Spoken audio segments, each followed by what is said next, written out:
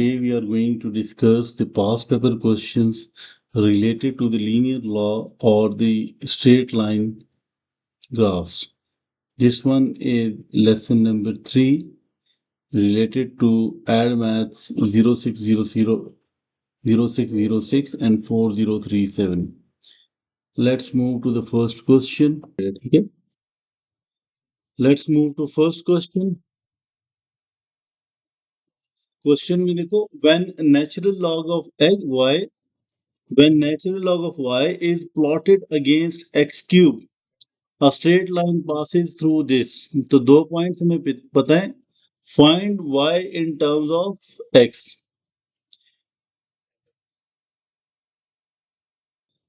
कि जैसे आपको पता है, नहीं सुन ले पहले. सबसे पहली चीज तो आप ये देखो कि आपके पास स्ट्रेट लाइन की इक्वेशन क्या होती है. y is equals to mx plus c होता है. ठीक है. अब y कोऑर्डिनेट आपके पास, अब देखो तो ये y कोऑर्डिनेट आप, तो आप इसकी इक्वेशन बनेगी natural log of y is equals to mx cube plus c. अब आप यहाँ पे ग्रेडियंट आराम से निकाल सकते हो, ऊपर इक्वेशन दी हुई है आपको, तो हम ग्रेडियंट कैसे निकालेंगे. अच्छा ये देखो, ये सबसे इंपॉर्टेंट चीज है कि जब हमारे पास y is equals to mx plus c होता है, इसमें y is plotted against x होता है इस इक्वेशन के अंदर. तो अगर हमारे पास नेचुरल लॉग, अगर ग्राफ हमारे पास y एक्सिस पे नेचुरल लॉग ऑफ y है और x एक्सिस पे x क्यूब है या कुछ और है, तो उसको हम m के साथ लिखते हैं. और अब हम ग्रेडियंट आराम से निकाल सकते हैं. ग्रेडियंट क्या होगा, 25 minus 5 divided by minus 8 minus 2. तो ये क्या होगा आपके पास, 20 divided by minus 10, which means gradient will be equals to minus 2. तो अब आप ग्रेडियंट देखो, तो ग्रेडियंट आपके पास क्या, अभी ये इक्वेशन क्या बन गई, natural log of y is equals to minus 2x cube plus c. अब आप किसी भी पॉइंट को इसमें पुट करके c की वैल्यू फाइंड कर सकते हो. मतलब अच्छा एक चीज और याद रखो कि इसमें ये जो आपके पास x कोऑर्डिनेट है, x कोऑर्डिनेट आपके पास क्या है, x कोऑर्डिनेट आपके पास है जी नेचुरल लॉग ऑफ y. ठीक है. और y कोऑर्डिनेट आपके पास क्या है, x क्यूब. तो हम डायरेक्टली क्या करेंगे, नेचुरल लॉग की जगह 2 is equals to minus 2 into 5 cube plus c. चीजों को जितना सिंपल रखोगे उतना इजी होगा. आपने जस्ट वाई आई जी के अंदर आपने ये पढ़ा है. ठीक है. इसके साथ रिलेट. जी. जी बोले. हाँ सॉरी. ये नहीं नहीं, ऐसे ये आपके पास थोड़ा सा वैल्यूज चेंज है. वैल्यूज क्या चेंज है आपके पास, यहाँ पे अगर आप देखो तो ये आपके पास बेसिकली हो जाएगा 5 is equals to minus 2 into 2 cube plus c.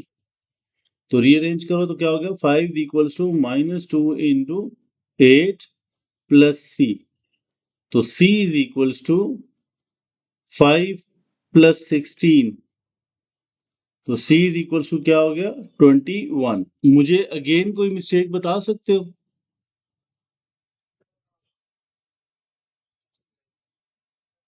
हाँ क्योंकि देखो ये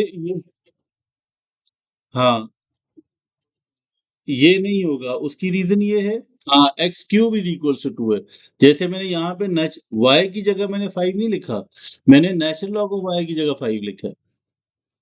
ठीक है. तो फिर हमारे पास c की वैल्यूज क्या होंगी.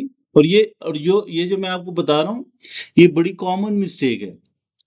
ये बड़ी बहुत नॉर्मली ऐसा होता है कि बच्चे क्या करते हैं, y की जगह 2 पुट करते हैं और x की जगह 5. ऑल दो कि आपके लिए सबसे इंपॉर्टेंट लाइन ये होती है.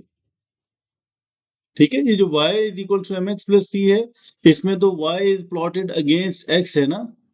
ठीक है.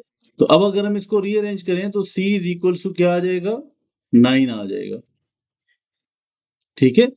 तो अब आपकी फाइनल इक्वेशन क्या होगी, फाइनल इक्वेशन अगर आप देखो तो ये आपके पास हो जाएगी natural log of y is equals to -2x³ plus 9। Question में क्या है, करना क्या है, y in terms of x, मतलब हमने y को सब्जेक्ट बनाना है। तो ये फिर हाँ, तो बेसिकली ये यूं है ना, log of y to the base e is equals to -2x³ plus 9। तो अगर मैं इसको एक्सपोनेंशियल फॉर्म में कन्वर्ट करूं तो ये बनेगा -2x³ plus 9 is equals to y। जी।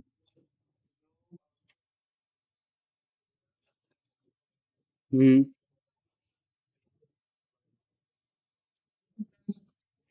नहीं, नहीं, ये स्टेप लिखना जरूरी नहीं है, ठीक है। ये हाँ, आप यहाँ से डायरेक्टली जंप कर सकते हो यहाँ पे, बिकॉज ये सिर्फ समझाने के लिए।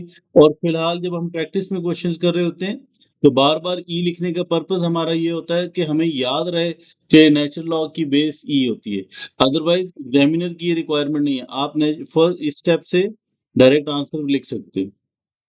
सिमिलरली अगर सिर्फ लॉग होगा तो उसमें भी बेस आप 10 के साथ लिख सकते हो, ठीक है। सेकेंड पार्ट में क्या है, find the value of x when y is equal to e power 25। तो अब बड़ा सिंपल सी बात ये हो गई कि e power -2x³ plus 9 is equals to e power 25 होगा ना। अब देखो दोनों साइड्स पे अगर बेस सेम हो तो इंडिसेस का एक रूल है कि अगर बेसिस सेम है तो पावर्स भी सेम होंगी। 9 इज इक्वल्स टू 25। तो आपके पास आंसर क्या आ जाएगा, -2x³ is equals to 25 minus 9। तो 25 माइनस 9 आपके पास क्या बनेगा,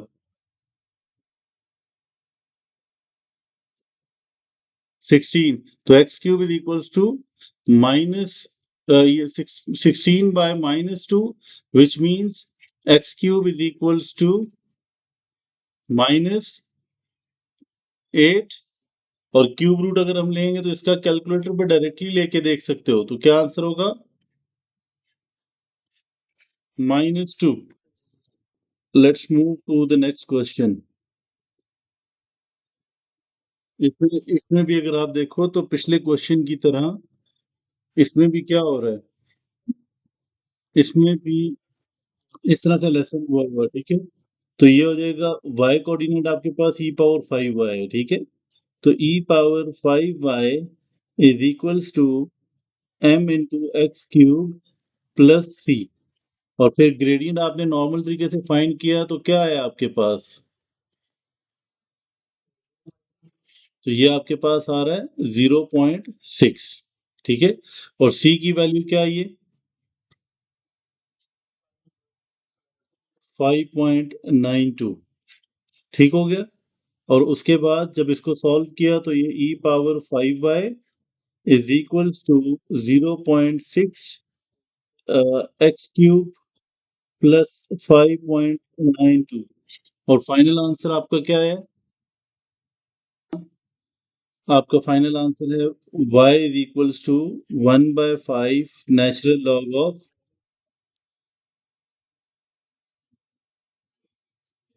x³।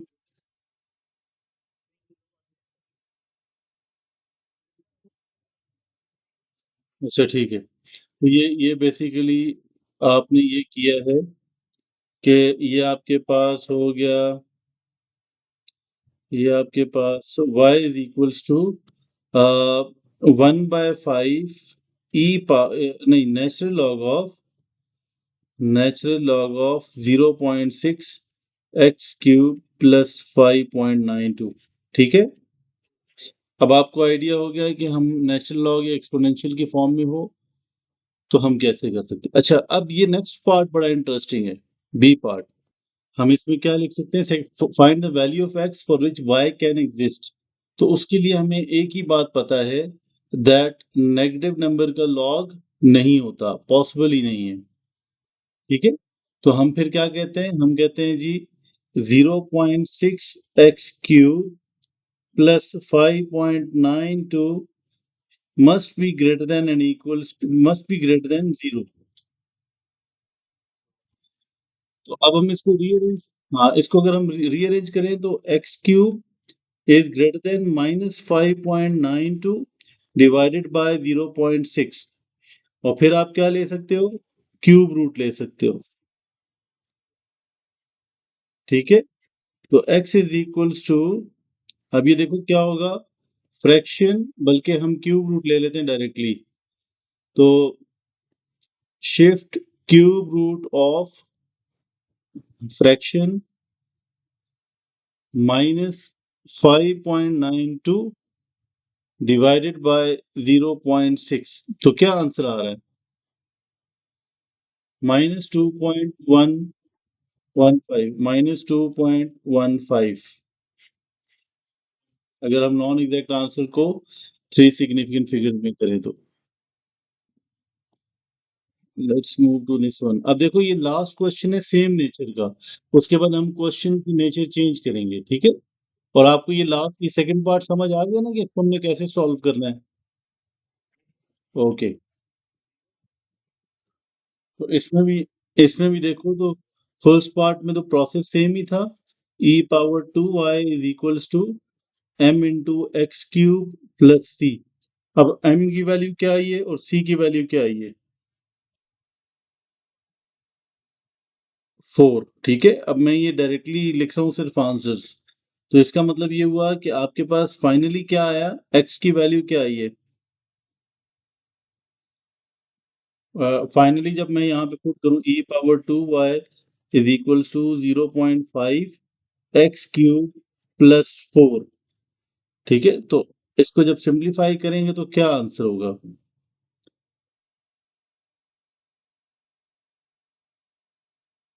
y is equals to 1/2 natural log of, ठीक है, एक्स क्यूब प्लस 4। अच्छा, अब यहाँ पे ये देखो ये क्वेश्चन कितने मार्क्स का है, 4 मार्क्स का है, और प्रोसेस भी आपको समझ आ गया और ये भी समझ आ गया कि क्वेश्चंस की रिपीटिशन इस तरह से है कि कॉन्सेप्ट सेम है, कॉन्सेप्ट की रिपीटिशन। अभी देखो ये बिल्कुल सेम एग्जैक्ट वही वर्डिंग है जो पिछले क्वेश्चन की थी, तो इसको भी हम वैसे ही सॉल्व करेंगे कि 0.5 x cube plus 4 must be greater than 0। तो x cube must be greater than -4/0.5। तो x cube is greater than -8, which means x will be greater than -2। ठीक है, कोई डाउट है यहाँ तक तो बताओ। चलें ज़रा नेक्स्ट क्वेश्चन पे जाते हैं। नेक्स्ट क्वेश्चन आपके पास ये है, ये पेपर 2 का है, मई जून 2023। ये उस तरह से विजिबल शायद ना हो आपको, मैं थोड़ा सा इसको छोटा कर देता हूँ। ओके, फर्स्ट पार्ट आपके सामने विजिबल है, ठीक है। अगर फर्स्ट पार्ट में देखो, show that a graph of this against T will be a straight line, तो हम क्या करते थे, याद है इसमें हम क्या करते थे, take log on both sides, तो ये बनेगा log of P is equals to log of A multiply by B power T, और उसके बाद हम लॉग की प्रॉपर्टी यूज कर सकते हैं, log of A plus T log of B, ये मैंने डायरेक्टली इसकी पावर रूल लगा दिया इस पे, ठीक है। कोई इशू इसमें, इशू तो नहीं है। इस स्टेटमेंट पे आप क्या कमेंट कर सकते हो कि देखो the variable P and T are two, तो इसका मतलब अगर मैं आपसे कहूँ, ये देखा जाए तो ये किस फॉर्म में बन रहा है आपके पास, y is equals to M X plus C के साथ कंपेयर कर सकते हो, तो मुझे बता सकते हो just for the sake of comparison, all दो हमारा आंसर आ गया, बट अगर मैं पूछूं कि ये y इसमें क्या होगा हमारे पास, लॉग ऑफ p, और c क्या होगा, लॉग ऑफ a, और आपके पास x क्या होगा, x आपके पास t होगा या लॉग ऑफ एक्स आपके पास बिल्कुल टी होगा, और एम क्या होगा? Log of B. ठीक है। और अगर आपको याद हो, जब हम लास्ट पॉइंट पढ़ रहे थे इस टॉपिक का, तो वो इसी से रिलेटेड था, इसी कॉन्सेप्ट से रिलेटेड था। अब बी पार्ट पे आ जाओ, बी पार्ट को कैसे करेंगे? अब बी पार्ट में देखो तो हाँ, आप हाँ, आप ये देखो तो आपने बी पार्ट में क्या किया, ये लाइन गिवन थी इसकी, द डायग्राम शोज। तो अब आपको वाई इंटरसेप्ट पता है 6 के इक्वल है, तो आप क्या लिख सकते हो? एग्जैक्टली, लिख के भी दिया हुआ है, लिख के भी दिया हुआ है, और यहाँ से भी नजर आ रहा है कि log of a will be equals to 6, और फिर इसको रीअरेंज करके आप a की वैल्यू निकाल सकते हो। वो क्या होगा? e power 6 is equals to a। तो अब ये देखो log की प्रॉपर्टीज कितनी इंपॉर्टेंट है, कि वो हर जगह यूज हो रही हैं। इसी तरह और क्या फाइंड करना था हमने? b भी फाइंड करना है। b का मतलब क्या है? ग्रेडियंट। वो यहाँ पे नजर आ रहा है, या स्लोप। तो हम डायरेक्टली क्या लिख सकते हैं कि log of b, log of b is equals to 12 minus 6 divided by 14 minus 0। ठीक है। तो हाँ, तो e power 3/7 is equals to b। कोई डाउट है तो बताओ। इसके बिल्कुल 4 मार्क्स हैं। लेकिन एक चीज मैं आपको और भी बताना चाहता हूँ, वो ये है, इस पूरे में आप मिस्टेक मुझे बता सकते हो क्या है? हम्म, एक बड़ा मेजर ब्लेंडर है, आप उसको आइडेंटिफाई कर सकते हो?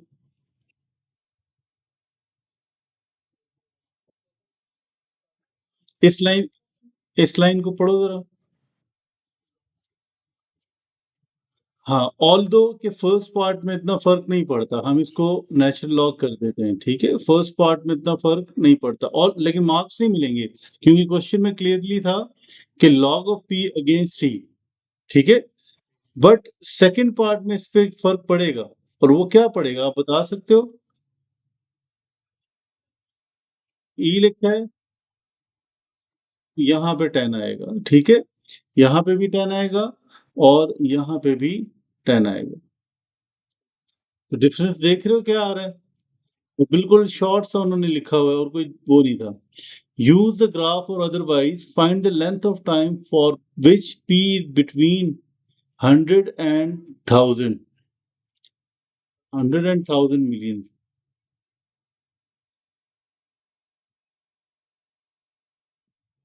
तो 100 मिलियन, 100 मिलियन का क्या मतलब हुआ?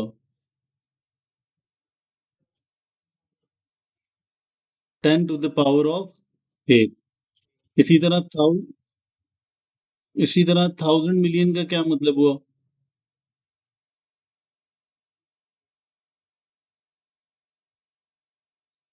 10 to the power of। ठीक है। आई होप कि ये चीज क्लियर है ना, कि ये 100 मिलियन। हाँ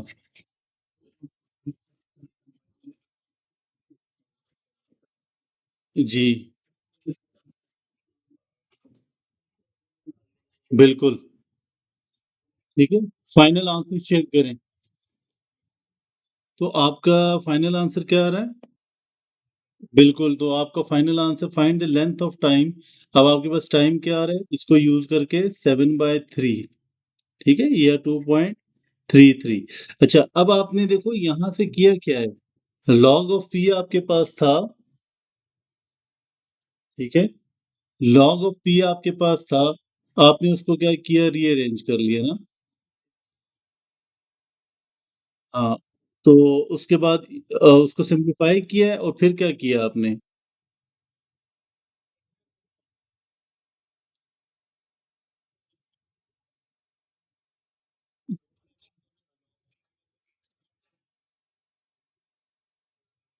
तो तो बेसिकली ये यूं था ना आपके पास, 10 8 इज इक्वल्स टू, या ये बेसिकली यूं है ना आपका, log of P to the base 10 is equals to 10 power 8, ये था।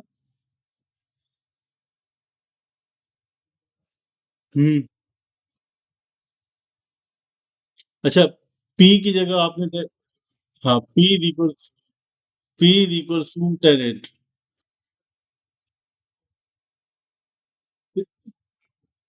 ठीक है, ठीक है, ठीक है, ठीक। तो आपने बेसिकली अब यहाँ पे इस पे आपने take log on both sides किए। तो बेसिकली आप ये आपको आपका graph already log of P की फॉर्म में है ना। तो आपने इस इक्वेशन में ये जो ऊपर इक्वेशन थी, लॉग ऑफ पी की जगह 10 पावर 8 पुट कर दिया। ठीक है, 10 पावर 8 या सिर्फ 8 पुट किया है? सिर्फ 8 पुट किया है, ठीक है, बिकॉज हाँ बिल्कुल, इस तरह से सिंप्लीफाई करके आपके पास इसका आंसर आ गया।